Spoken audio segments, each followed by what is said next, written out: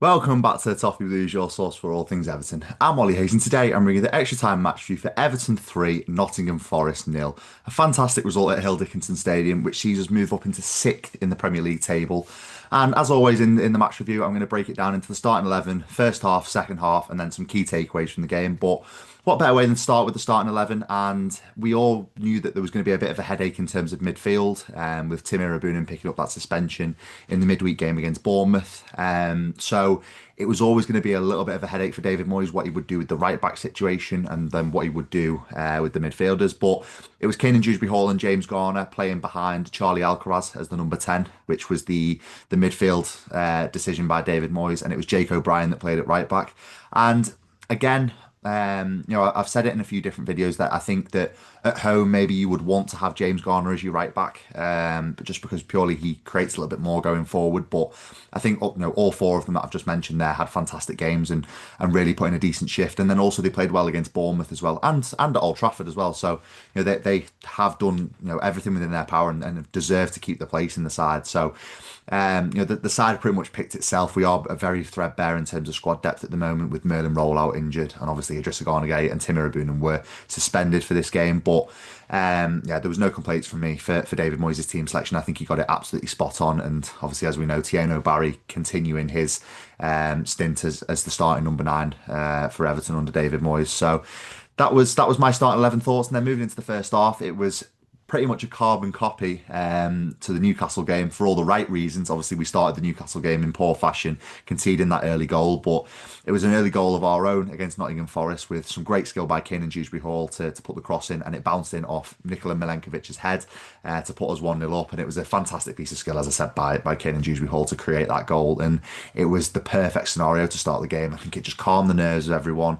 Obviously, as I said before, a pretty threadbare squad, and people were maybe a little bit nervous of Sean Dyche's team coming to Hill Dickinson Stadium to set up to defend. But we completely limited that and completely knackered their game plan from minute one with that goal. And it was just a perfect start. Obviously, as I said before, we saw how difficult it was to come back from a setback that early, just 7 days ago in the Newcastle game. So to put that behind us and then score an early goal of our own was great to see, and it was great spirit by the lads to do it. And as the first half ticked on, really, I think we were good value for money. We were creating chances. There was a few times where maybe we were a little bit open at the back. Nottingham Forest maybe created a couple of chances. There was an Igor Jesus header that went a little bit wide. I think it hit the side netting, and then Elliot Anderson forced a good save out of Jordan Pickford.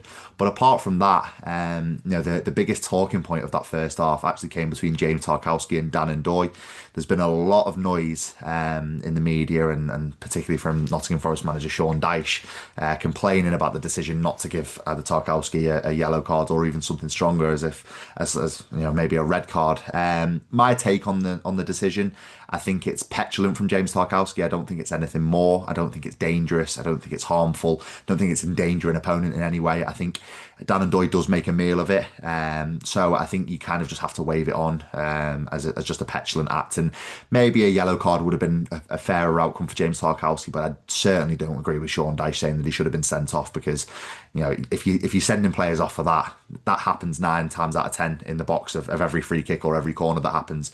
It's if you look hard enough for those kind of incidents, you'll find them pretty much every week in every other game. So I think I don't agree with Sean Dyche at all about sending James Tarkowski off there. And luckily for us, James Tarkowski did stay on the pitch and put in a very decent, solid defensive performance in that game. But as the first half ticked on, it was Everton that created the majority of the chances. That Nottingham Forest didn't really lay a glove on us in that first half. And late on in first half stoppage time, Iliman Ndiaye broke forward with Charlie Alcaraz to his right, Tieno Barry to his left. He found Tieno Barry wide open in the box.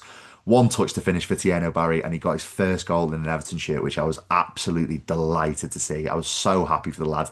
He was absolutely buzzing, running to celebrate in front of the South Stand. I don't think he knew what to do with himself. He didn't know if he wanted to celebrate, cheer, cry. I think he did all of those things in front of the South Stand, and I'm just absolutely buzzing for the lad, because for so many weeks now I've said that we need to stick by him. There's a player in there. His time is going to come, and I do think now this is a massive opportunity and a massive platform for him to kick on. David Moyes has been not been short of praise for him, but he's also not been short of criticism. He said that, if he goes another 6 games without scoring, he's not going to be in the starting lineup. And I think that does keep Thierry Barry hungry to try and score more goals in the Premier League now. But he's got that weight off his shoulders. It was a great finish under Matt Sells, to a goalkeeper that was so good and so consistent last season to calmly slot that past him, under immense pressure with one touch, I thought was fantastic to see. And I do thoroughly believe now that Thierry Barry will hit the ground running and will become a very, very consistent striker for Everton. And you can hold me to that. You can clip that all you want. You can hold me to that towards the end of the season. If I'm wrong, I'm wrong. But I do see all the attributes with Thierry Barry that he can become a top striker for Everton Football Club. But that was half time. We were 2-0 up, absolutely cruising. And I think, if you do go into the half time break with a 1-0 lead, it is quite a slender lead. It gives Sean Dyche and Nottingham Forest something to work on there. But to score at the time we did, with a fantastic goal from Thierry Barry, it was the perfect time to score. And I was absolutely buzzing to see us going to the half time break 2-0 up. And we were good value for it. I thought we were, all over Nottingham Forest. There wasn't really a time in that first half which I felt like we should have conceded.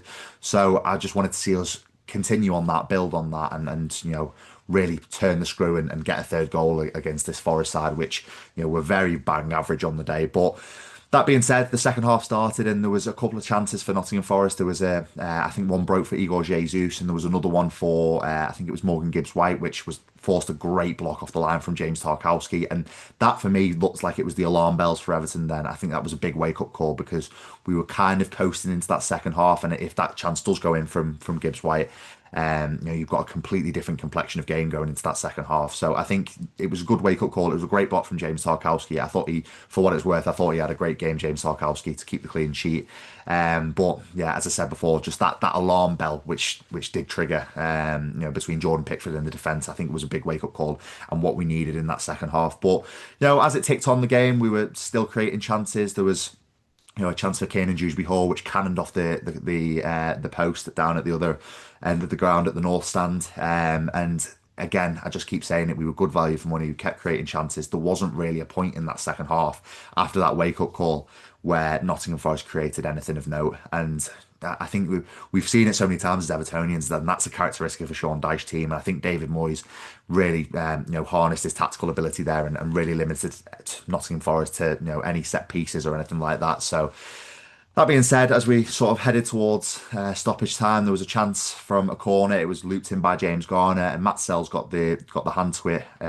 It fell to Jake O'Brien, who laid it off to Kane and Dewsbury Hall, who fired the ball into the bottom corner with his right foot. I think that's also his weak foot, and celebrated in front of the Nottingham Forest fans, what was left of the Nottingham Forest fans down in that far side. And that capped off a fantastic performance for Everton and a fantastic 3 points at Hill Dickinson Stadium against Sean Dyche's Nottingham Forest. My key takeaways from the game, really, obviously, the one we've all been waiting for is the Thierry Barry goal. Once again, it was great to see him get that goal. But also, I want to give a special mention to Kane and Dewsbury Hall. I feel like this is a pretty common feature in these key takeaways that I do at the end of these match reviews, that I talk about Kane and Dewsbury Hall, but I think he's been absolutely fantastic now for weeks. Ever since he got that suspension, and I think he missed the Manchester City game at the Etihad. Ever since he got that suspension and then has come back from that game off, I think he's been absolutely astounding in that midfield. He's been so crucial to David Moyes in terms of playing in the number 10 role, or also playing further back in the 6, which is what he did on Saturday. I think he's just been an absolute credit to this side, and I think he's been a real reason why we've seen an upturn of form since the other international breaks. And I think he's really showing his quality now. So long may it continue for Kane and Dewsbury Hall. But that is it for today's match review of Everton 3, Sean Dyche's Nottingham Forest 0.